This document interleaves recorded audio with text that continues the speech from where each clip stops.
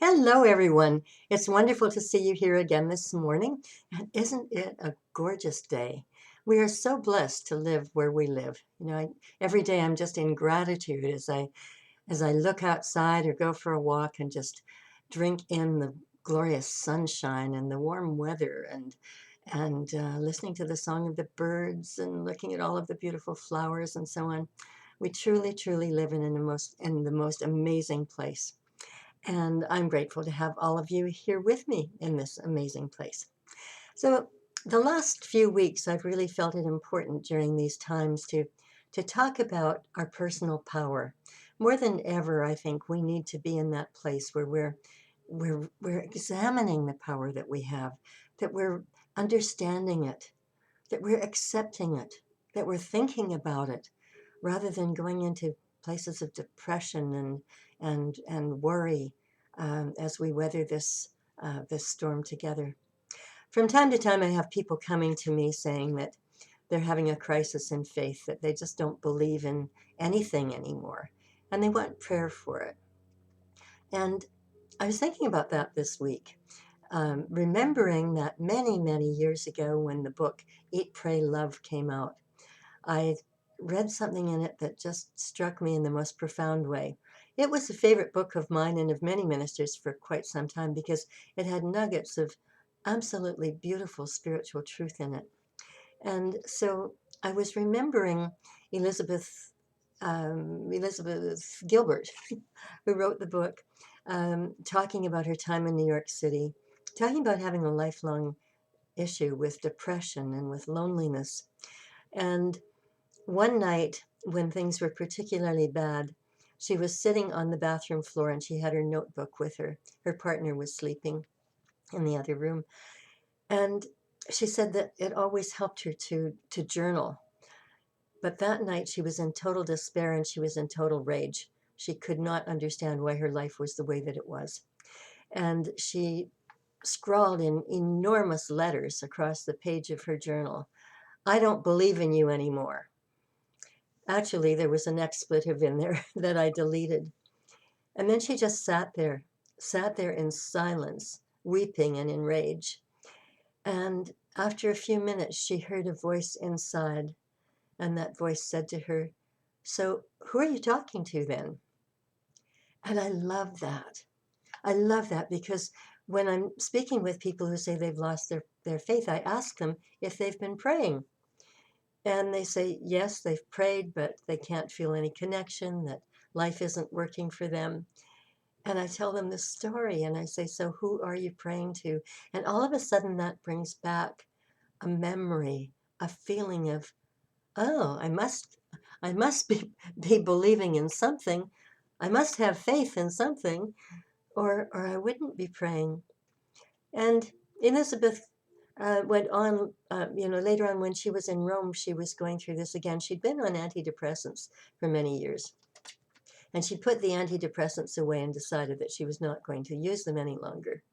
And 3 days later, she was in a downward spiral and was again in that space of just not knowing what was happening to her life, not knowing what she wanted to do. And she said she really, really needed help. And so she wrote in her journal, "I need your help." And she was remembering the time that she heard the message, "Who are you talking to?" So she knew that there was something, someone, an entity, an energy, an intelligence there that she could speak to and that she could get answers from. And I want to share that with you today because this is one of my favorite bits in the entire book, and it just is something that just tells us so much about what this power does for us when we simply connect with it with all of our hearts, no matter what state we're in. If we're in a state of despair, in a state of bliss, it's such a good place to go so that we remember, so that we always, always remember. So she goes back to the message, "Who are you talking to then?" And she says, "I haven't doubted its existence again since." So tonight, I reach for the voice again. This is the first time I've done this since I came to Italy. I write in my journal tonight that I am weak and I am full of fear. I explain that depression and loneliness have shown up. I'm scared it will never, ever leave me. I say that I don't want to take drugs anymore, but I'm frightened. I'm frightened that I'll have to. I'm terrified that I will never really pull my life together. In response, somewhere from within me rises a now familiar presence, offering me all the certainties I've always wished that another person would say to me when I was troubled. And this is what I find myself writing on my page. I'm here. I love you. I don't care if you need to stay up crying all night long. I'll stay with you. If you need the medication, go ahead and take it. I will love you through that. There's nothing you can ever do to lose my love. I will protect you until you die, and after your death, I will still protect you. I am stronger than depression. I'm braver than loneliness, and nothing will ever exhaust me. She says, never again will she ever, in an unguarded moment, forget this.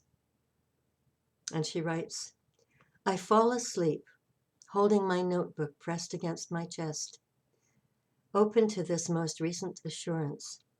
And in the morning, when I wake up, I can still smell the trace of depression's lingering smoke. But he himself is nowhere to be seen. Somewhere during the night, he got up and left, and his buddy loneliness beat it too. It's such a wonderful example of how prayer and meditation works.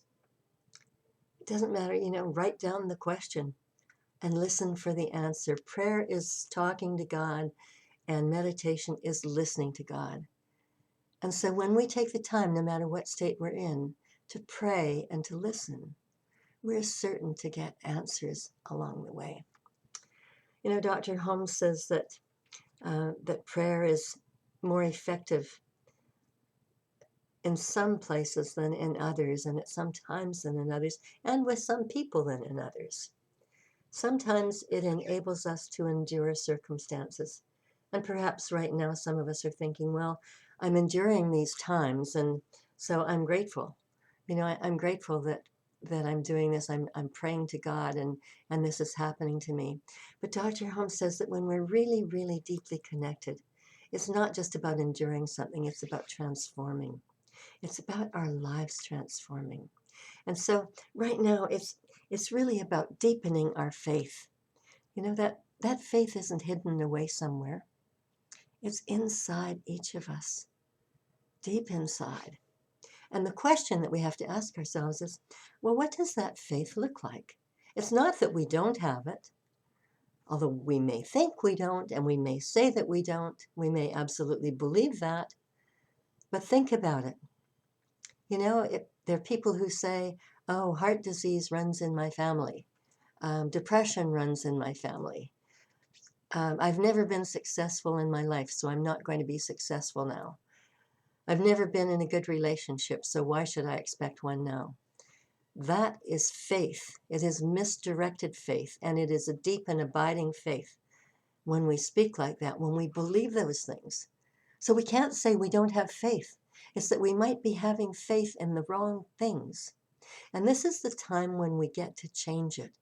This is a time where we can be introspective and we can really think about these things. I am healthy. Heart disease may run in my family, but I'm not going to get it. I'm healthy. I'm strong. Depression may run in my family, but I'm a happy person. I'm so fortunate. I've got this wonderful faith in my life, and I know that depression's never going to get me and loneliness is never going to get me. These things are not part of who we are. And so instead we say, I am healthy. I am happy. I am prosperous. I am successful. I am lovable. I am loving. what better time than this to be practicing these things?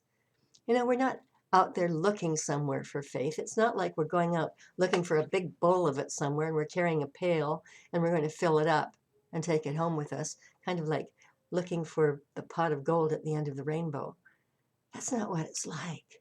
That faith is always there within us, and we are always using it. And so right now, what we have to do is question the way that we are using it. And again, shifting it around. If we're finding that we're having false beliefs, and they are false beliefs if we're believing in negative things, because we get to change them. We can change them for the better. And it's such a good time to do this. So I just really, really encourage everybody to do this right now, and to look at the things that have failed you. What has failed you in your life? We've built those stories around them. I was talking about that last week. Because we feel that something has failed us, because we may believe this, we may be hesitant about going forward. We may be hesitant about having more positive thoughts about things. But what have we got to lose? Let's shift our thinking. Let's have those positive thoughts. Let's know that we are successful people, that we have the world by the tail, and that we wake up in the morning feeling great. Remember what Edwene Gaines said at the beginning of every seminar that she ever did. I'm on top of the world. I've got money in the bank and everybody loves me. What a great way to start the day. I'm on top of the world. I've got money in the bank and everybody loves me. Let's not forget that. We were all saying that for a while, and just saying it is so uplifting. But let's add to that the other things too. I'm on top of the world. I've got money in the bank. Everybody loves me. I'm healthy. I'm successful. Yeah, I have a wonderful, wonderful life. And I live with the greatest, greatest gratitude in my heart for all of the blessings in my life. Every morning wake up just saying, thank you for my blessings. Thank you for this day. Thank you for life. I'm so blessed. I'm so fortunate. Everything in my life is so good. I don't have any of these false beliefs anymore. I just release them and let them go. It's the start. It's a beginning when we do things like this. Ernest Holmes says we have to start somewhere. And if we start with affirmations about our good, those affirmations start to gain in power.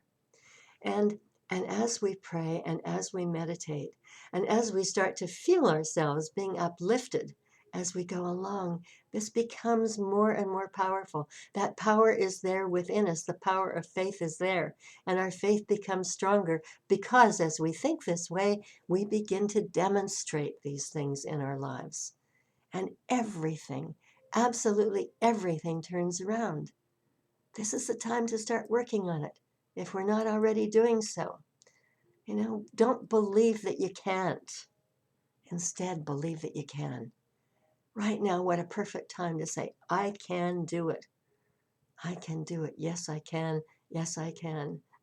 Remembering the little boy when the day after Barack Obama was elected, and it showed a picture of this little African-American boy running up to an ice cream stand to get an ice cream cone. And as he was skipping up to the ice cream stand, he was saying, yes, I can. Yes, I can. Yes, I can, which was part of the Obama campaign. Yes, we can. Let us know that in the same way that that little boy knew that. Life can turn around on a dime. We simply have to really, really believe that it is so. And the only way we can believe it is if we practice it. And as we practice it, when we demonstrate it, our faith increases and we begin to believe it. It's all about what we're focused upon. And so let us focus on the good and the true and the beautiful and on everything that we expect our lives to be. We all expect something in our lives. Let's expect good. Let's not expect some of the nasty things to happen. And let us know that this earth is recovering, that people on this earth are recovering right now from this terrible disease that has been ravaging the planet. Let us see it dissipate forever. be gone forever. Let us use our creative imaginations. You know, our imaginations are so powerful. What we see in our minds is what we'll create. And so it's a good place to do our corrective thinking. If we see things that we don't like, if we're experiencing things that we don't like in our lives, then let us imagine what a better life is going to look like. The thing is that our subconscious doesn't know the difference between what we imagine and what we actually see in front of us in the material world. It absolutely doesn't. That's been proven. And it's from our subconscious that we manifest everything. So it's so important to use our imaginations, that creative power within us, that creative ability to see the way that we want to live our lives, to see the world the way that we want to live it, the way we want the world to be. And again, it is uplifting to do this. It makes you feel good. But at the same time, you are on a creative path, creating something better in your lives. Don't ever forget that. And so let us go to this place, what Dr. Holmes calls the mental equivalent, and hold many of those mental equivalents. If you need to do a vision board, do a vision board and hang it up to remind you, and look at it every day and just see how your life changes. This is the time that we have the time to do these things. And maybe this is part of the gift of all of this. I don't know about you, but I'm finding that my life is much simpler than it has been for as long as I can remember. And in this simplicity, I'm much happier. We don't need all of that drama around us, all of that stuff around us. What a wonderful time to just be within. What a wonderful time to rediscover faith, to rediscover our love for all humanity, to rediscover the power, the absolute power that we were born with, the power that is within everyone and in everything. You know, let's not be lukewarm about it. There's no success in being lukewarm. Let us step into that power. Let us know it. You know, if I'm saying I am healthy, I am powerful, I am successful, you know, then be willing to say, I know that I know what I know. There's nothing wishy-washy about it. There's no doubt. There's no wondering if it'll ever happen. I know that I know what I know. I absolutely love that. Practice it. Use it every day. Use it with your positive images, and life will change, and life will get better. I can promise you that. I know. I experience it myself. And I'm right into this stuff now more than I have ever been in it before. So I just invite you to come along with it. You know, Dr. Holmes says that we go into our darkest places, the places of despair. He writes about this. He says, we can stay there and never see the light. Or we can know that there is going to be dawn at the end of it. And we can start walking toward the place where we're going to find the dawn. One of my favorite expressions is, faith is the bird that sings before the dawn. Don't you love that? Faith is the bird that sings before the dawn. A little bird that knows that the sun's going to rise, and it sings in joy, knowing that it is about to happen. If we could all just have that connection with the divine, that faith that knows that the dawn is coming. And when we step out of the darkness and into the light, the darkness is just going to disappear. It's not going to be hanging on to us. It's not going to be lingering. It's going to be gone, just like depression and loneliness had walked away, had totally disappeared from Elizabeth Gilbert's life. This is for us to do. We all have the power within us. We all have the faith within us to make this happen. Let's get on with it. Let's let anything that is dark and negative disappear.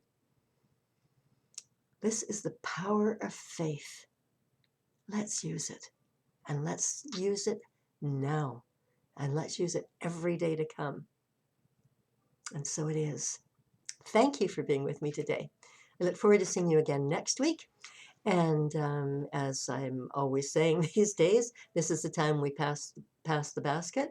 So please go to the donate button on our website. It's right above you if you're watching this on our website, and make your donation today.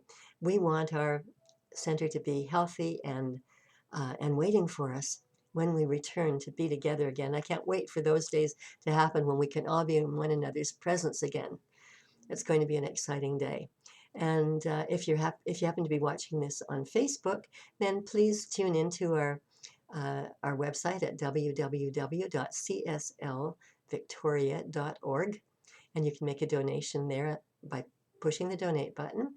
Or if you know our treasurer, Lillian Slanina, you can send a donation there by mail, and or you can send me a donation at revcarrie.ca.